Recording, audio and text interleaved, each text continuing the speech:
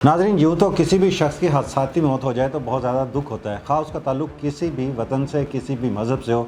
लेकिन अगर ये टीन एजर बच्चे हों और बहन भाई हों और उनको अगवा कर लिया जाए और उनको बिना किसी गुनाह के अगवा करके उनको मार दिया जाए तो यकीनन ये हॉट स्टोरी भी बन जाती है और जो भी इसको सुनता है वो बहुत ज़्यादा दुखी होता है।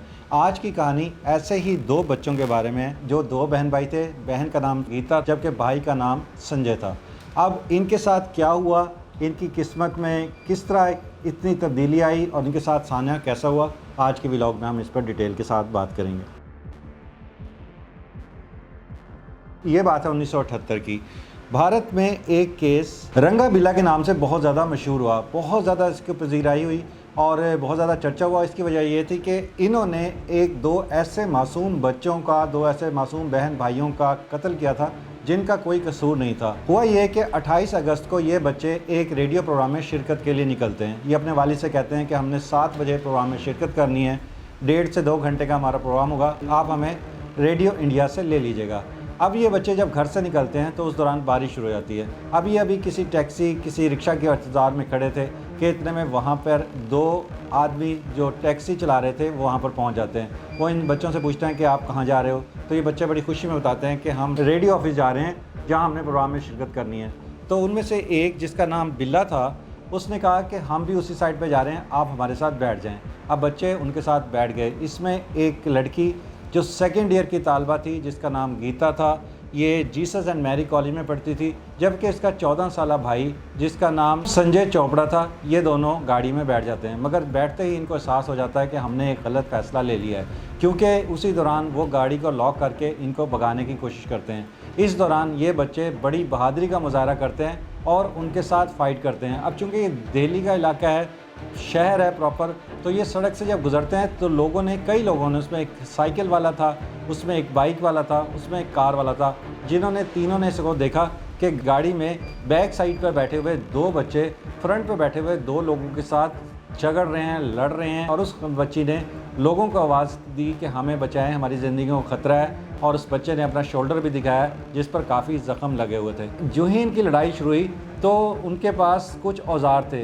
अब जो बच्चा था संजय, इसने गुस्से में आकर उस शख्स के जो बिल्ला था उसके सर पर एक ज़ोरदार भारी चीज़ मारी, जिससे उसके सर पे काफ़ी कट आ गया। उसकी वजह से उसका दिमाग ख़राब हुआ और उसने ये गाड़ी वीराने की तरफ मोड़ दी। वहाँ भी इनकी लड़ाई चलती रही। उसके बाद जो बिल्ला था उसने बच्चे के साथ ज़दोकोब किया, उसको मारा पीटा और उसकी जान ले ली। उसके बाद उन्होंने गीता के साथ न जाने क्या हरकत करने की कोशिश की कि गीता का भी पारा हाई हो गया। वो पहले ही बहुत ज़्यादा गमज़दा थी, खौफज़दा भी थी कि अब उसके साथ जाने क्या होगा। बहरहाल उसने भी उनके साथ बाकायदा फ़ाइट की, मगर उसको भी, अब ये मेल थे, 2 थे, वो अकेली थी, उसका भी इन्होंने गला दबाकर उसकी भी जान ले ली और उसको भी मार दिया। उसके बाद वो इनको एक वीराने में, एक गाय का बाड़ा होता है, जो भैंसों का बाड़ा होता है, वहाँ पे इसको फेंक कर चले गए। जब इसके वालिद मामूल के मुताबिक 9 बजे रेडियो स्टेशन गए तो उन्होंने बताया कि आपके बच्चे यहाँ आए ही नहीं हैं। अब ये बहुत परेशान हुए। इनका ख्याल था कि शायद मौसम की ख़राबी की वजह से इन बच्चों ने अपना प्रोग्राम मुलतवी कर दिया होगा, तो उन्होंने अपने पहले रिश्तेदारों से कांटेक्ट किया। उसके बाद उन्होंने उस बच्ची और बच्चे के दोनों के जो फ्रेंड्स थे, क्लास फेलो से, उनसे रब्ता कायम किया, मगर हर तरफ से ये जवाब मिला कि आपके बच्चे हमारे पास, गीता और संजय, यहाँ नहीं आए।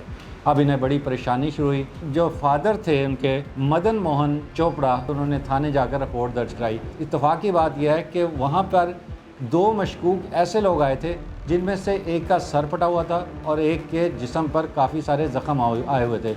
मगर उन्होंने ये बताया कि हमारे साथ घड़ी चोरी की वारदात में 2 डाकुओं ने हम पे हमला किया और हमारे ऊपर जो है वो इस वजह से ज़ख्म हमारे बॉडी पर लगे हुए हैं। उसके बाद उनका ट्रीटमेंट किया गया, मगर ये रात को 1:30 बजे वहाँ से निकल गए और उसके बाद ये कभी वहाँ पे नज़र नहीं आए, जिसकी वजह से अब ये डॉक्टरों को भी शक पड़ गया था कि जो यहाँ पर लोग आए थे जो ज़ख्मी हालत में थे वो अच्छे लोग नहीं थे। इसी दौरान ये ख़बर अब टीवी पर चलनी शुरू हो गई, मीडिया पर आनी शुरू हो गई।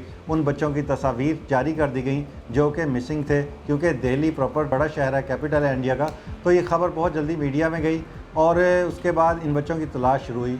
और 2 दिन के बाद 28 अक्टूबर को इन बच्चों की बॉडीज़ मिल गई। उनके जिस्म पर तशद्दुद के निशानात थे, जिससे ये बात वाज़ेह थी कि इन बच्चों के साथ लड़ाई झगड़ा मारा मारी हुई है और इन बच्चों ने भी बाकायदा रेजिस्टेंस शो की है। उसके बाद इन लोगों की तलाश शुरू हुई।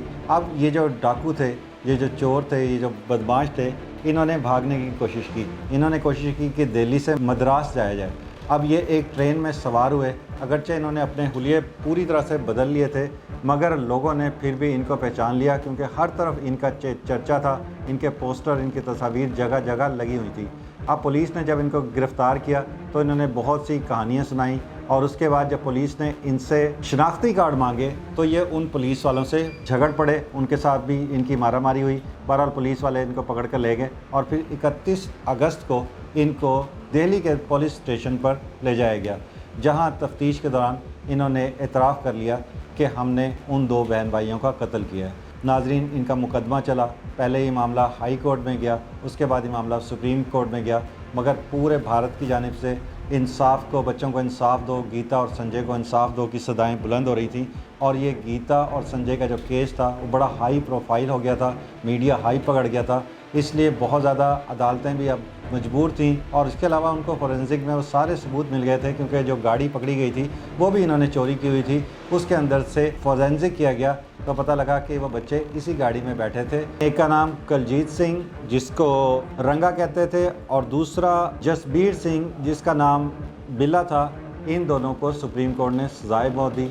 इसके बाद प्रेसिडेंट ने इनका केस सुना, उसने भी इनकी माफ़ी की दरख्वास्त मुस्तरद कर दी और इस तरह इनको फांसी पर लटका दिया गया। पूरे भारत से सब बात सामने आई कि इन बच्चों ने इतनी कम उम्र के बावजूद खौफज़दा होने के बजाय अपनी आज़ादी की एफ़र्ट की, अपने निकलने की कोशिश की, लोगों को से रब्ता कायम करने की कोशिश की, जिसकी वजह से इन बच्चों को जो है वो बहादुरी का इनाम भी मिला।